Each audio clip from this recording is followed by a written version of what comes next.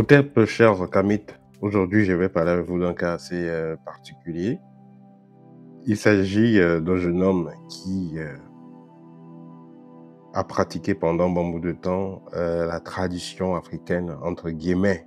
Un jeune homme qui s'est longtemps considéré comme Kamit, qui décide d'abandonner le kémétisme pour intégrer une loge.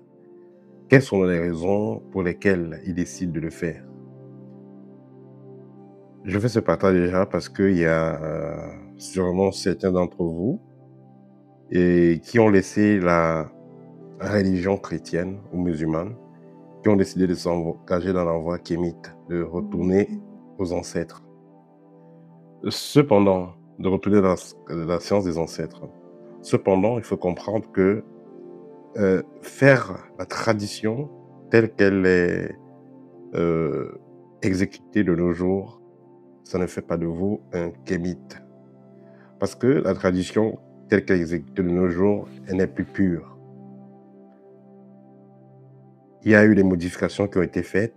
Des gens ont ajouté des rituels pour leurs propres intérêts. Et parfois même, ceux qui vont se tenir devant vous pour dire qu'ils font des rituels traditionnels ne font pas cela avec de bonnes intentions.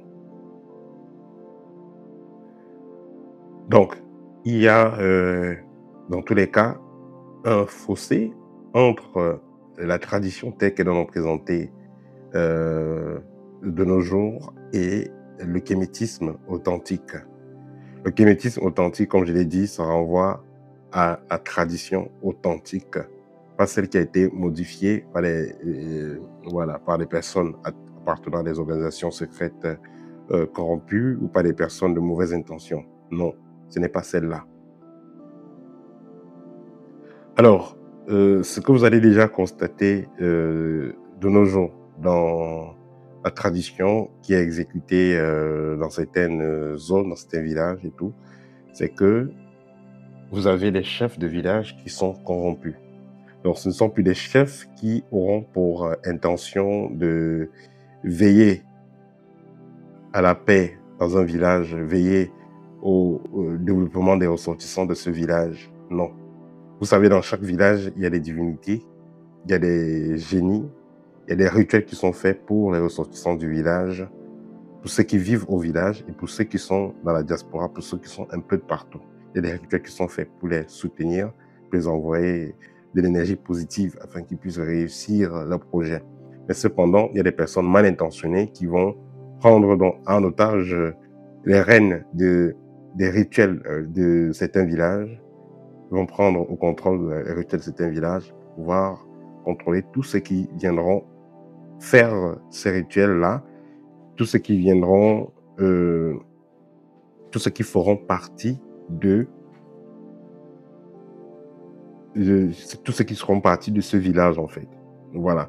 Donc, vous faites partie d'un village, il y a des rituels que vous faites, il y a des rituels qui sont proposés. On va dire, je vais prendre un cas simple. Dans le village X ou Y, on va dire, chaque enfant à 10 ans doit faire tel rituel. Chaque enfant à 15 ans doit faire tel rituel. Vous êtes albinos, il y a le rituel des albinos. Vous êtes jumeaux, il y a le rituel des jumeaux.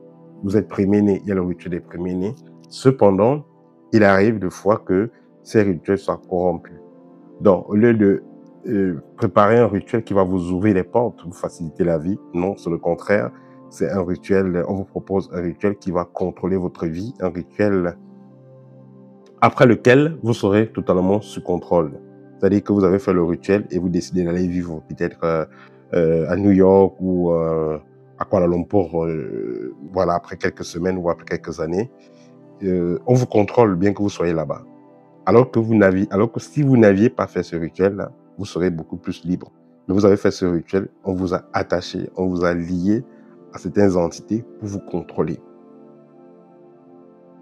Normalement, les gens faisaient les rituels pour avoir l'ouverture, comme je l'ai dit, pour avoir une certaine protection, pour que la chance les accompagne. Mais certaines personnes mal intentionnées qui sont dans les loges maléfiques vont donc profiter par ces rituels pour pouvoir contrôler les ressortissants du village et ceux qui habitent dans le village. D'un autre côté, c'est qu'il y a une grande barrière sur les rituels qui sont donnés, il y a une grande barrière, il y a une grande différence entre l'habitant ordinaire du village et celui qui fait partie de la société secrète du village. Parce que dans ces villages-là, il y a des sociétés secrètes. Et ceux qui sont dans les sociétés secrètes, c'est ceux-là qui vont contrôler spirituellement et les habitants du village et les ressortissants du village. Surtout ceux qui ont fait allégeance, ceux qui ont fait les rituels de ce village. C'est pourquoi quelqu'un disait que il faut bien réfléchir à 2 fois avant d'aller faire sa protection dans son village. Si vous faites votre protection dans votre village, n'ayant pas confiance aux gens qui ont fait ce rituel-là, aux gens qui sont dans ces sociétés secrètes-là, il faut comprendre que ces personnes-là peuvent à tout moment faire ce qu'elles veulent de vous, du moment que vous avez fait des rituels, vous avez fait des engagements. Je vais prendre l'exemple de quelqu'un qui part dans un village chercher un totem pour être protégé. Ceux qui vont vous donner ce totem-là peuvent vous contrôler spirituellement. Il suffit donc que quelqu'un qui veut en finir avec vous spirituellement entre en contact avec ceux qui vous ont donné ce totem-là et qui paye le prix qu'il faut. Et voilà, vous êtes cuit comme une carotte. Donc, voilà un peu les difficultés qu'il y a souvent quand des personnes se lient à des traditions qu'elles ne maîtrisent pas. Sûrement, c'est l'une des raisons pour lesquelles ce frère décide donc d'abandonner la tradition. Et pourquoi il opte donc pour les loges? Alors, quand vous entrez dans une loge, il y a un égrégore qui est disponible. Il y a des rituels qui vont vous être donnés, on va dire, de bouche à oreille, mais aussi de façon manuelle, de façon, on va dire, en papier. Il y a des rituels qui vous sont donnés. Il y a accès à certaines clés. Mais le problème aussi, c'est que quand vous entrez dans une loge, on ne vous dit pas tout. Vous entrez dans une loge, vous êtes lié à un égrégore, on ne vous dit pas tout. Voilà, avec le temps, vous allez vous retrouver vampirisé, comme vous avez été vampirisé dans les rituels traditionnels que vous avez fait. Vous vous retrouvez aussi vampirisé dans ces loges-là. Certaines clés vous sont données, oui, mais d'autres ne seront pas données. Voilà, l'essentiel ne sera pas donné. Et vous êtes dans tous les cas sous contrôle. Et puis les cas aussi, c'est que vous avez signé des engagements quand vous êtes entré dans une loge. Donc, ce frère qui quitte, qui abandonne la tradition pour entrer dans les égrégores des loges, se connecter à des loges, on va dire ici qu'il n'est toujours pas sorti de l'auberge. Et beaucoup font la même erreur. Et je vais me dire que dans certains cas, ça peut être même encore pire. Parce que ici, vous entrez dans un égrégore qui n'a pas été construit pour développer votre communauté. Donc, vous entrez automatiquement pour servir cet égrégore-là. Donc, vous entrez, vous serez au bas de la pyramide, au plus bas de la pyramide, et vous serez le marchepied, et vous allez être correctement absorbé. Vous allez donner sans recevoir l'équivalent de ce que vous donnez. Voilà. Et comme je le dis souvent, une loge ne vous protège pas de ceux qui font partie de cette loge-là.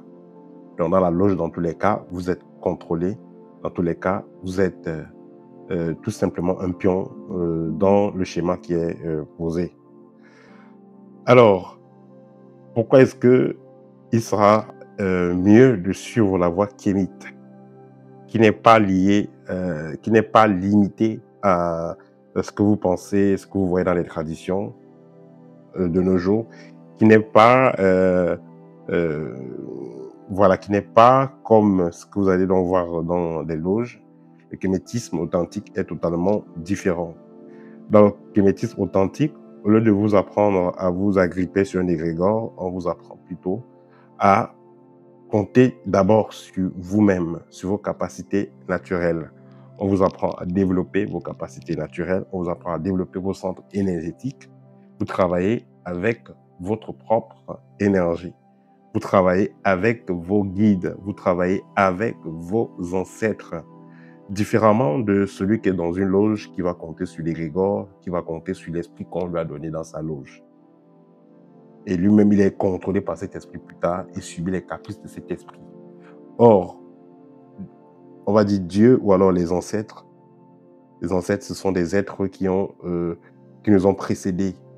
Les ancêtres, c'est les êtres qui ont bien analysé avant, qui ont pris le temps de bien nous analyser avant notre venue sur Terre.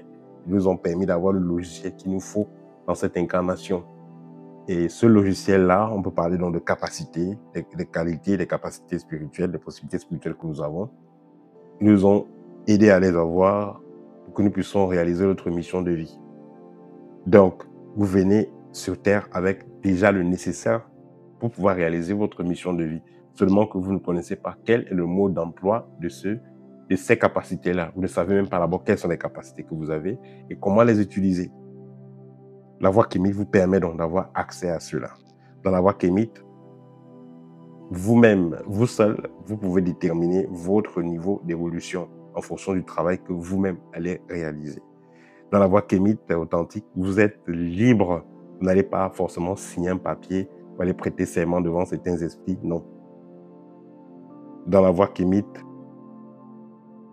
l'évolution, votre évolution spirituelle, comme je l'ai dit, ça dépend de votre engagement et c'est une évolution qui est matique.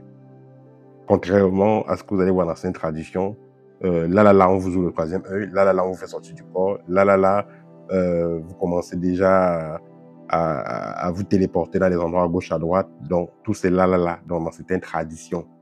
C'était un rite traditionnel. Et comme je l'ai dit, ça n'a rien à voir avec le kémétisme authentique. Parce que le kémétisme authentique, la finalité, c'est être heureux. De vivre correctement, être heureux. Or, si vous commencez à vous surcharger de certains pouvoirs spirituels qui ne vous servent à rien, au contraire, ça va vous rendre très malheureux. Parce que parfois, vous pouvez même avoir du mal à utiliser ces capacités-là. Ou alors, vous aurez un sérieux problème qui sera donc de gérer les esprits que vous allez utiliser pour faire ce que vous avez envie de faire. Je peux dire simplement, prenons le cas d'une personne qui a besoin de totem de hibou pour pouvoir observer ce qui se passe chez le voisin. Il a besoin de se transformer en animal, chaque pleine lune et tout ça, ou une fois par mois. À un moment donné, vous allez le transformer en lion ou en éléphant pour vivre, ou si vous vivez en Europe, dans un appartement. Voilà, donc à un moment donné, il y a des choses qui ne sont pas vraiment nécessaires. Voilà, donc ça c'est le petit partage que je voulais faire avec vous aujourd'hui pour encore vous signifier que la tradition telle qu'elle est présentée de nos jours n'est pas réellement ce qu'on va appeler le kémétisme authentique. Le kémétisme authentique est centré sur le développement de l'être, la prise de conscience de vos capacités spirituelles, le développement de vos capacités spirituelles de façon matique, afin d'avoir une excellente existence. Vous réalisez votre vie, votre mission de vie, et vous avez une excellente existence.